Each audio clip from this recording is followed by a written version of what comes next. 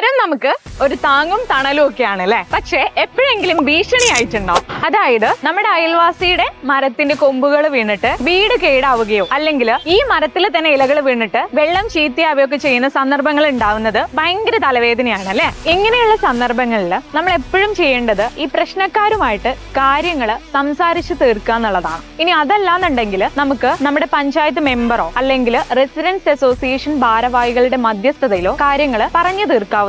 ഇവിടെ രണ്ടിലും പരിഹാരം കാണാനായില്ലെങ്കിൽ മാത്രമാണ് നിയമപരമായിട്ടുള്ള നടപടികളിലേക്ക് നമ്മൾ പോവേണ്ടത്. കേരള പഞ്ചായത്ത് രാജ് ആക്ട് 238 പ്രകാരം ഒരു മരമോ കൊമ്പോ ഫലമോ നമ്മുടെ തൊട്ടടുത്തുള്ള വീടിനോ സ്വത്തിനോ കൃഷിക്കോ ജീവനോ ഭീഷണിയായിട്ട് ഉയർന്നു വരികയാണെങ്കിൽ ആ മരത്തിന്റെ ഉടമസ്ഥനെതിരെ നിയമ നടപടി സ്വീകരിക്കാവുന്നതാണ്. കൂടാതെ ഡിസാസ്റ്റർ മാനേജ്മെന്റ് ആക്ട് 2005 പ്രകാരവും അധികൃതർക്ക് ആവശ്യമായ നടപടികൾ സ്വീകരിക്കാവുന്നതാണ്. ഇതിപ്പോ ഇമ്മീഡിയറ്റ് ആക്ഷൻ എടുക്കേണ്ട സിറ്റുവേഷനിൽ പഞ്ചായത്ത് അതിൽ നേരിട്ട് ഇടപെടുന്നതിനും അതിനാവശ്യമായിട്ടുള്ള ചിലവ് റെസ്പോൺസിബിൾ ആയിട്ടുള്ള വീട്ടുകാരിൽ നിന്ന് ഈടാക്കുന്നതിനും നിയമത്തിൽ വ്യവസ്ഥയുണ്ട്. ഈ വ്യവസ്ഥ നിലനിൽക്കുന്നത് കൊണ്ട് തന്നെ പ്രശ്നം പരിഹാരം കാണുമ്പോഴത്തേക്കും തന്റെ പോക്കറ്റ് കാലിയാവോ എന്നുള്ള പേടി പരാതിക്കാരനും വേണ്ട. ഇത്തരത്തിൽ പരാതി ലഭിക്കുന്ന പക്ഷം CRPC 138 പ്രകാരം ഡിവിഷണൽ മജിസ്ട്രേറ്റിന് മുൻപാകെ വൃക്ഷം നിൽക്കുന്ന വീട്ടുടമയ്ക്ക് പറയാനുള്ള വാദങ്ങൾ കൂടെ ബോധിപ്പിക്കാനുള്ള അവസരമുണ്ട്.